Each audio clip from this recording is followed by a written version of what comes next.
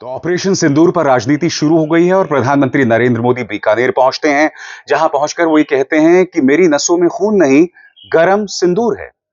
तो सवाल तो पूछ, हक है तेरा, फर्ज है तेरा, किसी की खैरात, किसी का एहसान नहीं तुझ पर, मगर शर्त है, अंदाज़े बयां हो बेखौफ, अंदाज़े बयां हो स्पष्ट, अंदाज़े बयां हो बेबाक। हां, उस लफ्ज को याद रखो, अंदाज़े बयां हो बेबाक, बेबाक। मगर देश में थोड़ा सा कंफ्यूजन है। कभी प्रधानमंत्री कहते हैं कि मेरी नसों में व्यापार है, कॉमर्स है। कभी प्रधानमंत्री कहते हैं कि मेरी नसों में लोकतंत्र है। कभी प्रधानमंत्री यह भी दावा करते हैं कि मेरी नसों में धर्मनिरपेक्षता है। मगर आज कुछ सवाल लोगों के सामने रखना बहुत जरूरी हो जाता है। देश को यह बताना बहुत जरूरी हो जाता है कि क्या प्रधानमंत्री नरेंद्र मोदी की नसों में वाकई गरम सिंदूर है या फिर अवसरवादी राजनीति। और मैं ऐसा क्यों कह रहा हूं? क्योंकि वक्त के साथ प्रधानमंत्री नरेंद्र मोदी के तेवर बदलते रहते हैं। मसलन बीकानेर में उन्होंने क्या कहा, एक बार फिर सुना जाए दोस्तों। साथियों, पाकिस्तान भारत से कभी सीधी लड़ाई जीत ही नहीं सकता।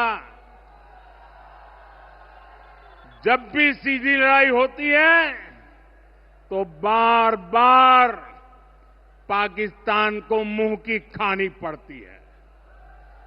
इसलिए पाकिस्तान ने आतंकवाद को भारत के खिलाफ लड़ाई का हथियार बनाया है। आजादी के बाद पिछले कई दशकों से यही चला आ रहा था। पाकिस्तान आतंक फैलाता था, निर्दोष लोगों की हत्याएं करता था, भारत में डर का माहौल बनाता था। लेकिन पाकिस्तान एक बात भूल गया, अब मां भारती का सेवक मोदी यहां सीना तान कर खड़ा है।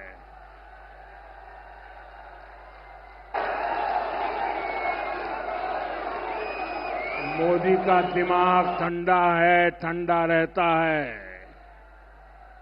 लेकिन मोदी का लहू गर्म होता है।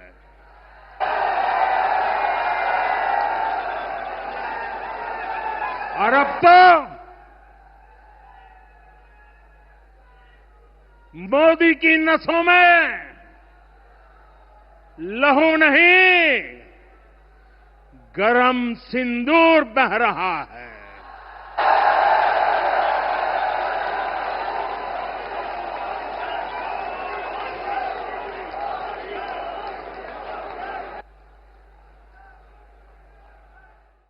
अब मैं आपका ध्यान खींचना चाहता हूं प्रधानमंत्री नरेंद्र मोदी के इन 4 बयानों की तरफ, और इनमें से एक बयान मैं आपको सुनाऊंगा क्योंकि इस पर कांग्रेस ने तंज भी कसा है। प्रधानमंत्री ने साल 29 सितंबर 2014 में कहा था कि मेरा जन्म स्वतंत्र भारत में हुआ, मेरे खून में लोकतंत्र है। और आप जानते हैं पिछले 10-11 सालों में अगर इस देश में किसी को नुकसान पहुंचा है तो इसके लोकतांत्रिक मूल्यों पर। एजेंसीज किस कदर उग्र हुई हैं, किस तरह से प्रधानमंत्री नरेंद्र मोदी के आलोचकों पर निशाना साधा गया है। इसलिए जब प्रधानमंत्री कहते हैं ना कि मेरे नसों में या मेरे खून में लोकतंत्र है, तो बात हजम नहीं होती। दूसरी बात उन्होंने क्या कही, एक गुजराती होने के नाते कॉमर्स मेरे ब्लड में है, यानी कि व्यापार मेरे खून में है। प्रधानमंत्री यहां पर भी कुछ बातें समझ नहीं आती हैं। आप कहते हैं व्यापार आपके खून में है, मगर मुझे ऐसा लगता है कि व्यापार खून में हो ना हो, मगर इसमें भी शर्तें हैं। मसलन प्रधानमंत्री नरेंद्र मोदी अपने परम मित्र गौतम अडानी के लिए तमाम हदों को पार कर देते हैं। यकीनन आपके खून में व्यापार है। यही वजह है प्रधानमंत्री कि आपने एक बार एक मंच पर खड़े होकर कहा था कि इस देश का व्यापारी और उसकी जद्दोजहद सैनिकों से ज्यादा है। याद है कि भूल गए? सुनिए प्रधानमंत्री ने क्या कहा था। सेना में एक जवान जितना साहस करने का ताकत रखता है ना, उससे ज्यादा साहस करने का ताकत व्यापारी रखता है। मगर जैसे मैंने कहा ना दोस्तों, प्रधानमंत्री ने ये जो बात कही ना कि व्यापार मेरे खून में है, कॉमर्स मेरे खून में है, ये शर्तों के साथ है।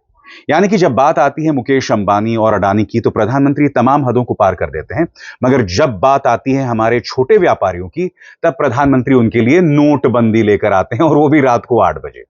फिर प्रधानमंत्री ने क्या कहा? मैंने फारूक अब्दुल्ला से कह दिया है कि धर्मनिरपेक्षता हमारे खून में है, न सिर्फ हमारे संविधान में।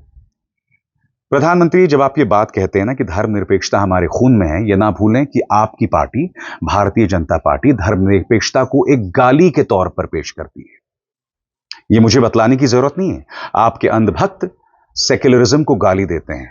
आपके पार्टी के तमाम प्रवक्ता, चाहे वो संबित पात्रा हो, सुधांशु त्रिवेदी हो, वो कौन वाहियात आदमी है, गौरव भाटिया हो, या फिर वो शुक्ला हो, ये सब तमाम डिबेट्स में धर्मनिरपेक्षता को गाली दी जाती है। लिहाजा जब आप ये कहते हैं ना कि धर्मनिरपेक्षता मेरे खून में है, ये तो कोई भी विश्वास नहीं करता है।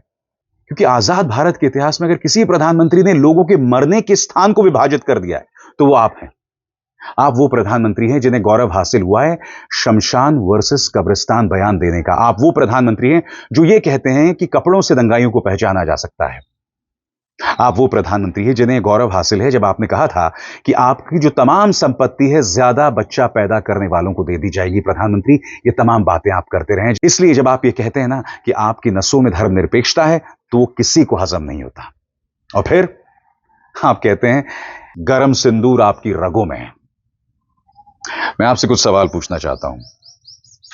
जब आप कहते हैं कि गरम सिंदूर आपकी रगों में है, और जब आपका ये नेता विजय शाह कर्नल सोफिया कुरैशी का अपमान करता है, तो उस पर कार्रवाई करना तो बहुत दूर की बात प्रधानमंत्री, आपने अब तक उस पर अपना मुंह नहीं खोला, क्यों? यह सवाल किया जाएगा ना। हिमांशी नरवाल याद है? हिमांशी ने सिर्फ इतना कहा था कि मेरे पति को आतंकवादियों ने मार दिया, मगर मैं इसका दोष मुसलमानों और कश्मीरियों पर नहीं मढ़ना चाहूंगा। आपको याद है हिमांशी नरवाल पर किस तरह से प्रहार किया गया था? कितनी भद्दी भद्दी गालियां आपके प्रचार तंत्र ने, गुर्गों ने हिमांशी नरवाल को दिया था। क्या आप हिमांशी से मिले थे? बताइए। जब आप ये दावा करते हैं कि गरम सिंदूर आपकी खून में है, तो जिन लोगों का सिंदूर उजड़ा था उनमें से एक हिमांशी नरवाल थी।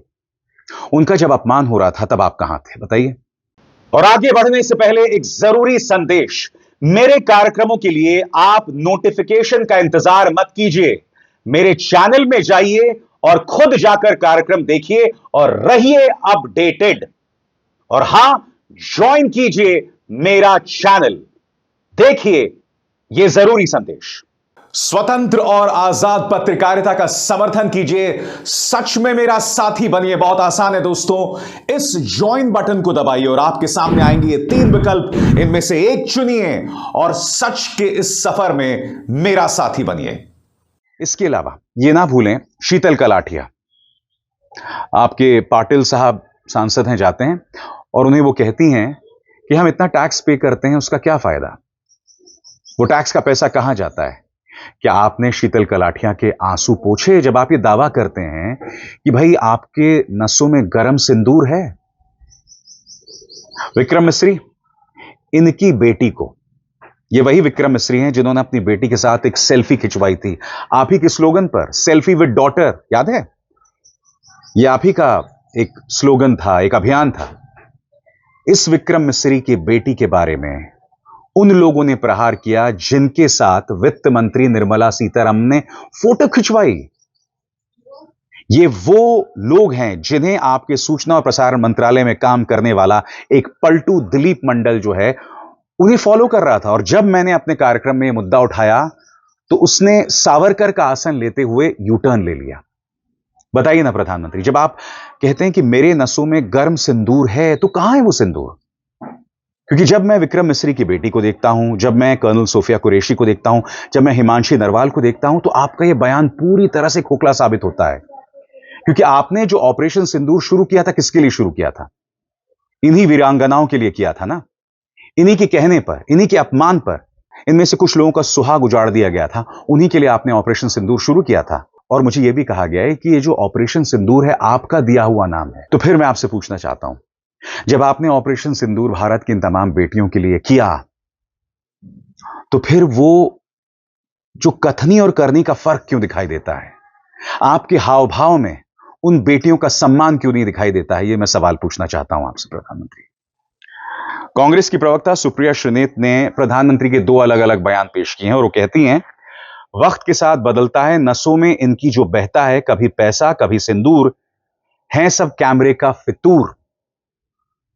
यहां पर सुप्रिया श्रीनेत प्रधानमंत्री के दो बयान पेश कर रही हैं, सुना जाए साहब।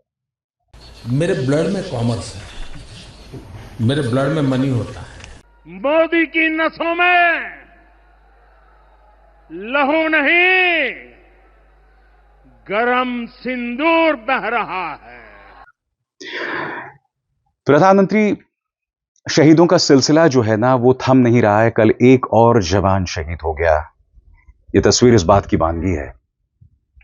मगर आप जानते हैं ये सिलसिला चलता रहेगा, ये नहीं रुकने वाला है।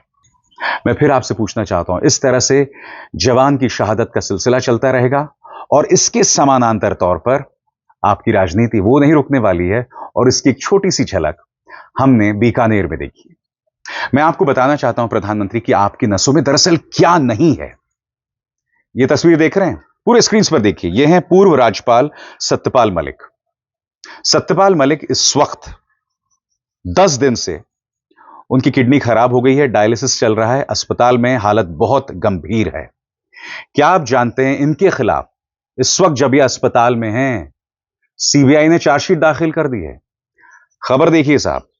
CBI files charge sheet against Satyapal Malik, former governor of Jammu and Kashmir, his 2 private secretaries and 4 others in the alleged corruption case related to Kiru hydroelectric project of Jammu and Kashmir. ये व्यक्ति अस्पताल में है और आपकी सरकार ने इनके खिलाफ जो है चार्जशीट दाखिल कर दी है। यहां पर सत्यपाल मलिक क्या कह रहे हैं मैं आपको पढ़ के सुनाना चाहता हूं। नमस्कार साथियों, मेरे बहुत से शुभ चिंतकों के फोन आ रहे हैं जिन्हें उठाने में मैं असमर्थ हूं। अभी मेरी हालत बहुत खराब है, मैं किसी से भी बात करने की हालत में नहीं हूं। 11 मई से राम मनोहर लोहिया अस्पताल में भर्ती हूं।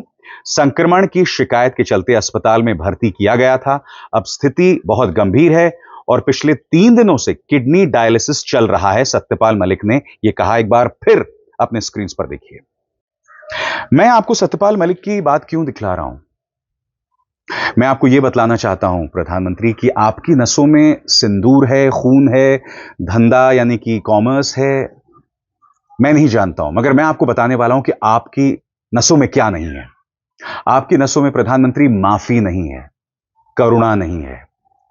जो सत्यपाल मलिक के साथ हो रहा है सिर्फ इसलिए कि सत्यपाल मलिक आपके आलोचक हैं, सिर्फ इसलिए कि सत्यपाल मलिक ने यह कहा था प्रधानमंत्री कि जब किसान मर रहे थे और मैं उनके पास गया, 700 किसान मर चुके थे, तब मुझे आपने यानी प्रधानमंत्री नरेंद्र मोदी ने कहा था कि मेरे लिए थोड़ा ना मरे हैं।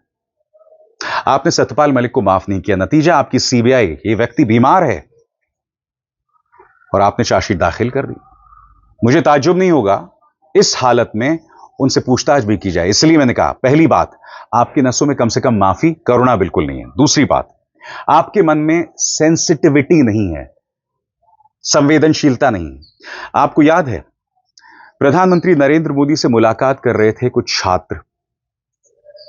छात्रों के साथ जब आप संवाद करते हैं ना तो आपको एक स्तर बनाए रखना पड़ता है प्रधानमंत्री।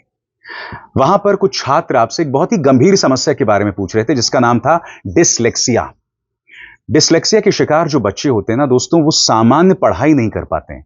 यानी कि जैसे आप देखते हैं ना, एक के बाद एक पंक्तियां होती हैं, वो पहली पंक्ति अगर पढ़ लें किसी तरह से तो दूसरी पंक्ति में नहीं जा पाते। उनके मां बाप को जिस तरह का टेंशन होता है ना, उसे आप शब्दों में बयान नहीं कर सकते हैं। आपको याद होगा आमिर खान की एक फिल्म आई थी तारे जमीन पर। उसमें जो दरशील सिफारी का किरदार था वो डिसलेक्सिया का शिकार एक बच्चा था। जब एक बच्चे ने आपसे सवाल डिसलेक्सिया पर किया था तब आपने कहा था कि क्या ये डिसलेक्सिया जो है एक 50 साल के लड़के और उसकी मां पर भी काम करेगा। यानी कि कहीं ना कहीं आपने राहुल और सोनिया पर निशाना साधा था। आप इस कदर अपनी करुणा, अपनी संवेदनशीलता भूल जाते हैं, मुद्दों के प्रति आपकी संवेदनशीलता नहीं है कि राहुल गांधी पर हमला करने के लिए आपने संसद के अंदर उन्हें बालक बुद्धि बता दिया था। मानो हमारे जो तमाम छोटे छोटे बच्चे हैं उनकी बुद्धि नहीं होती या कम बुद्धि होती है या मंद बुद्धि होते हैं। एक देश का प्रधानमंत्री यह सब कह रहा था। मुझे नहीं याद है, क्लाइमेट चेंज पर आपसे सवाल पूछा गया था, आपने छात्रों के सामने इतनी अजीबोगरीब बात कही थी कि सर्दी नहीं बढ़ रही है, हम बदल गए हैं। एक देश और उस देश का प्रधानमंत्री अगर इस तरह की नॉन साइंटिफिक बात कहे तो यह अपने आप में बहुत शर्मनाक है। आपकी नसों में साइंस भी नहीं है प्रधानमंत्री। जी हां, इसके अलावा आपकी नसों में सहिष्णुता भी नहीं है, क्योंकि आप वो इकलौते प्रधानमंत्री हैं जिन्होंने कपड़ों के आधार पर एक धर्म को दंगाई बता दिया था। कपड़ों से आपने दंगाई पहचान लिए थे। आपने शमशान वर्सेस कब्रिस्तान तक कहा। आप ये तमाम बातें करते गए प्रधानमंत्री, और आपने ये तक कह दिया कि कांग्रेस के मैनिफेस्टो में या उसके जरिए आपकी जो तमाम संपत्ति है, मंगलसूत्र, ज्यादा बच्चा पैदा करने वालों को दे दी जाएगी। इसलिए मैंने कहा प्रधानमंत्री, आप में सहिष्णुता भी नहीं है। आप मुझे बताइए ना कि क्या ये देश के प्रधानमंत्री का काम है कि वो मरण स्थलों को धर्म के आधार पर बांट दे, शमशान वर्सेस कब्रिस्तान कर दे? ये उपलब्धि प्रधानमंत्री आपको हासिल हुई है, इसीलिए आपके मन में ये भी नहीं है। मगर हां, आपके मन में क्या है मैं आपको बताता हूं। आपके मन में अपने जो परम मित्र हैं ना, उनके प्रति वफादारी है। गौतम अडानी, इस वक्त इनके खिलाफ गिरफ्तारी का वारंट एक अमेरिकी अदालत ने जारी किया प्रधानमंत्री, मगर साहब मजाल है कि आपने उस मामले की जांच तक कराई हो। उल्टा संसद के अंदर खड़े होकर आपका यह सांसद निशिकांत दुबे अमेरिका को गाली दे रहा था कि अमेरिका भारत के खिलाफ साजिश कर रहा है। यानी कि भारत के खिलाफ सब साजिश कर रहे हैं, पाकिस्तान से लेके बांग्लादेश से लेके नेपाल से लेके ब्रिटेन से लेके अमेरिका, सब। क्यों? क्योंकि आपको अपने परम मित्र को बचाना है। इसलिए मैंने कहा कि आपकी नसों में परम मित्रों के प्रति वफादारी है। और हां प्रधानमंत्री, आपके मन में महिलाओं के लिए कतई सम्मान नहीं है, और ये बात मैं पूरी जिम्मेदारी के साथ कहना चाहता हूं। बताइए ना प्रधानमंत्री, बलात्कारी राम रहीम को किस पॉलिटिकल पार्टी ने बार बार पेरोल पर रिहा किया? बताइए। मैं क्यों कह रहा हूं कि आपके मन में औरतों के प्रति सम्मान नहीं है? इस तस्वीर को देखिए, यह है प्रज्वल रेवन्ना। यह वो व्यक्ति है जिसके लिए आपने वोट मांगा था जाकर, और तब आपको पता था कि प्रज्वल रेवन्ना ने औरतों के वीडियोस बनाए हैं उनके साथ बलात्कार करते हुए, उनकी बेबसी का फायदा उठाते हुए। आपके पार्टी के नेताओं को पता था, तो मैं इस बात पर विश्वास नहीं कर सकता कि आपको नहीं पता था। प्रधानमंत्री, आपने शशि थरूर की स्वर्गीय पत्नी को 50 करोड़ की गर्लफ्रेंड बताया था। कांग्रेस की विधवा आपने किसके बारे में कहा था, सब जानते हैं। जर्सी काऊ आपने किसके बारे में कहा था, सब जानते हैं। बृजभूषण शरण सिंह, इस व्यक्ति के खिलाफ दिल्ली पुलिस की चार्जशीट है। 6 महिला पहलवानों के गवाह हैं, यह अब तक खुला घूम रहा है, इस पर कोई कार्रवाई नहीं की गई है। बताइए, इनके बेटे को आपने टिकट दी कि नहीं दी? ऐसे में आपकी नसों में महिलाओं के प्रति सम्मान भी नहीं है प्रधानमंत्री। और ये जो बात मैं रख रहा हूं, हवाई बात नहीं कर रहा हूं, पूरे तथ्यों के साथ आपके सामने ये बात रख रहा हूं। बहरहाल, राजनीति अभी शुरू हुई है, और इंतजार कीजिए कि ऑपरेशन सिंदूर पर राजनीति कहां कहां जाती है। अभिसार शर्मा को दीजिए इजाजत। नमस्कार।